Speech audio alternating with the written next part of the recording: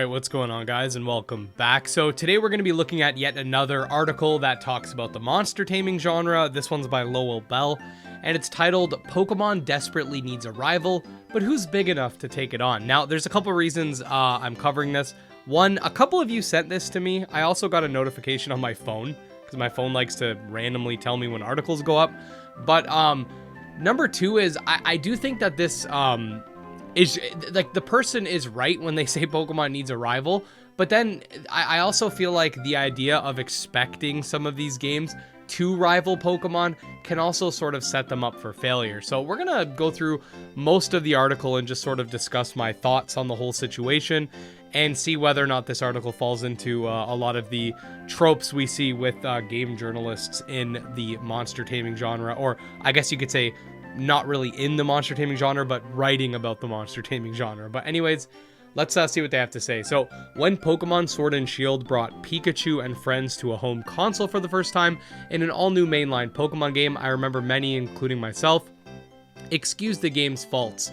I attributed the exclusion of hundreds of Pokemon, some textures and animations being bad, and an absurd unfinished narrative to Game Freak's lack of experience designing fully 3D. Surely I thought that one of the most renowned gaming series in history would get it right. Some extent they did with Legends Arceus, but I'd still okay, whatever. Okay, Legends is my favorite Switch game, by the way, in terms of Pokemon, just so you know. But however ambitious as it was, Pokemon Scarlet and Violet by most metrics is an inferior game to Sword and Shield. I haven't seen that opinion a lot, but I can definitely see where people are coming from in terms of like the technical issues and whatnot.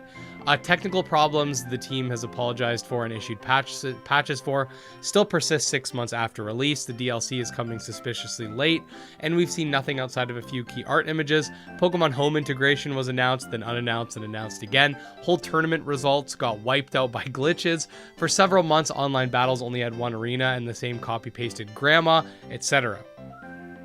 Okay, so I'm gonna move down a little bit just because I want to get into the meat of this article. So, Game Freak and the Pokemon Company need a rival, a Blue to their Red, a Gary to their Ash, someone to push them to do better and innovate rather than regress, a game that makes people say, why play Pokemon when I could play other creature collecting and battling adventure instead? After all, Pokemon's custodians have no incentive to make a technically watertight game if they continue to break sales records regardless. So, from this perspective of, you know, Pokemon needs alternatives, that already exists. A lot of people, Pokemon fans especially, are very not willing to change. I put out a whole video about this. A lot of Pokemon fans don't want to try anything new, but instead they'll just complain about Pokemon. There's no reason you can't try Coromon, Nexomon, Monster Sanctuary, Cassette Beasts, Temtem, etc., etc., etc. The biggest reason people have is, well, it's not Pokemon, or I don't like the designs of the monsters, even though I'm going to play a fake mon game with entirely fake monsters anyway, but I digress. It's not that there's no alternatives, it's that there's no games that are hitting those sort of Pokemon levels of success, because as you can see down below, they bring up a few examples. Monster Hunter Stories 2, Cassette Beasts, Temtem, Doki V, which isn't out yet, but none of these games sold nearly as much as Pokemon. Pokemon Scarlet and Violet will probably sell well over 20 million copies if they haven't already, whereas Monster Hunter Stories 2 broke 1 million, which is great, but, you know, that's 4%, right? Pokemon's not worried about a lot of these other games because they don't pose an actual threat.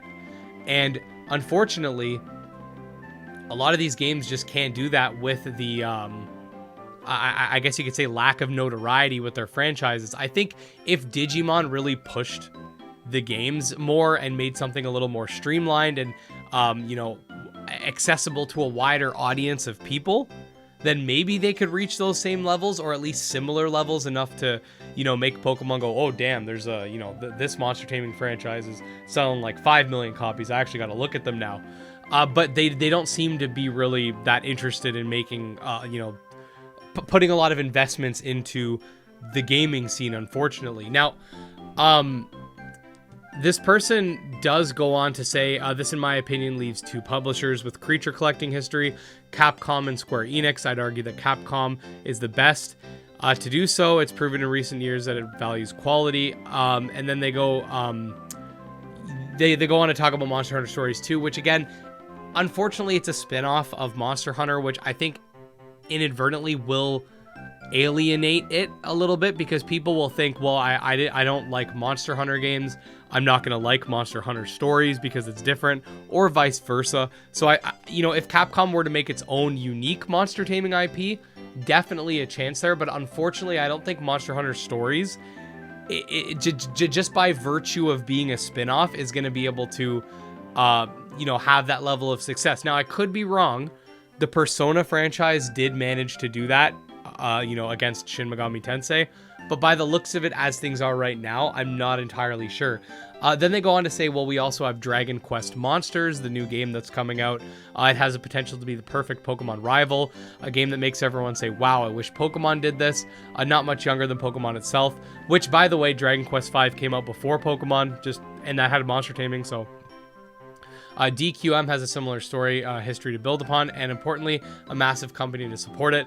Both games have you collecting hundreds of monsters while battling in gyms/arenas, breeding adventures, great tunes. Okay, so my only issue with Dragon Quest Monsters, at least when it comes to the original, which is the one I've played, Dragon Warrior Monsters, if you will, I don't see it having the same level of widespread appeal, regardless of whether or not you think it's better than Pokemon. I think just by virtue of having like the randomly generated zones, a more complex combat system, more complex in terms of like understanding it, I guess you could say, but the combat system makes you feel like you have less control over the monsters.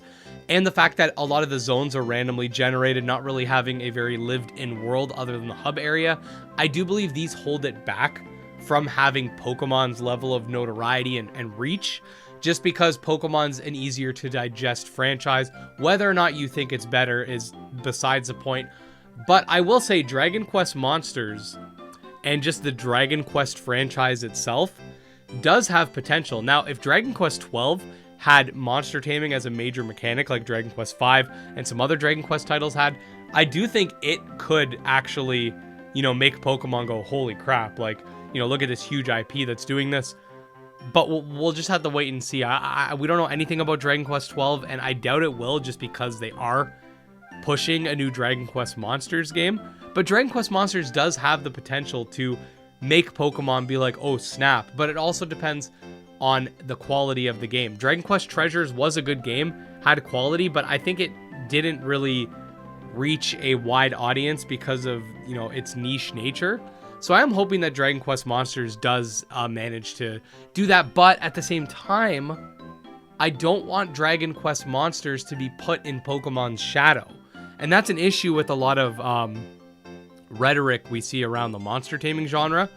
Unfortunately, a lot of people want these games to exist solely for the reason that they want them to challenge Pokemon, not because they're actually interested in the IP. A lot of people will say, I like Temtem only because it challenges Pokemon, or even though it really doesn't, just comparatively in terms of sales. Or I want, more monster taming games because it'll make Pokemon blah, blah, blah. That should not be the reason why you want monster taming games.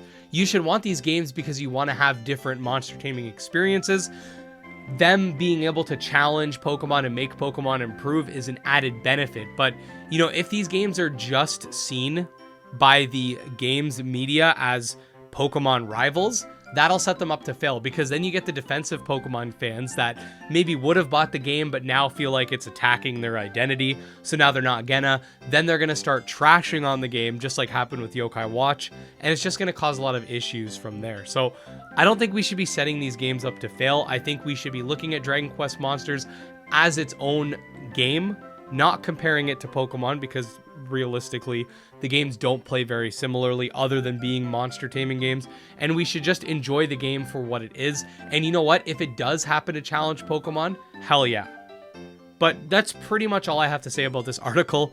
I don't want a lot of people to just think about the genre as a vehicle to, perpetuate a better Pokemon. I want people to think about the genre as the genre itself, and have a love for these games, not you know, have a love for Pokemon and want these games to challenge it, if that makes any sense. But let me know what your guys' take is on this. I don't think it's a bad article per se.